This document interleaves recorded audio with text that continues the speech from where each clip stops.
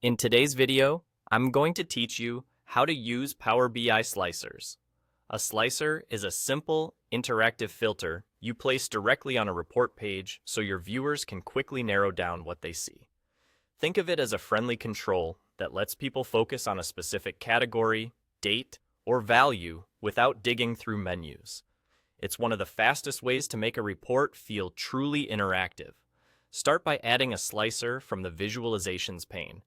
When you insert it onto the canvas, you'll see an empty slicer box waiting to be connected to your data. With the slicer selected, drag a data column from the data pane and drop it onto the slicer. That's the entire setup. Pick a field that matches how you want your users to filter, such as category, region, product, or any other meaningful dimension. If it helps, imagine the slicer as a list of choices your audience will click to control every visual on that page. And that's all you need to do. Once the field is in place, the slicer becomes live. Now, when you interact with the slicer, like selecting a category or filter, Power BI automatically applies that selection to all visuals on the same page that are related to that field.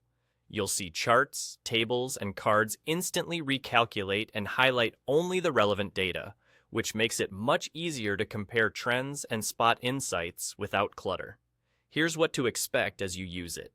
Clicking a value in the slicer narrows your visuals to that selection. Changing your selection updates the visuals again. If your slicer is connected to a text field, you'll typically see a list of items.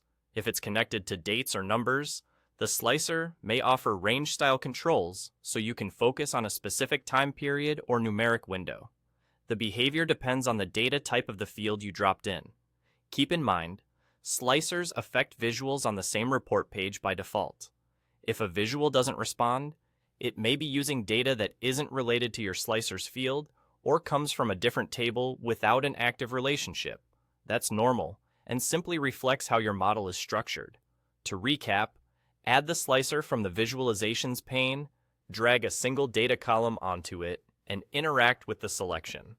The result is a clean, guided experience where your report tells a focused story with just a click. Enjoy exploring your data with slicers and making your pages more intuitive and dynamic.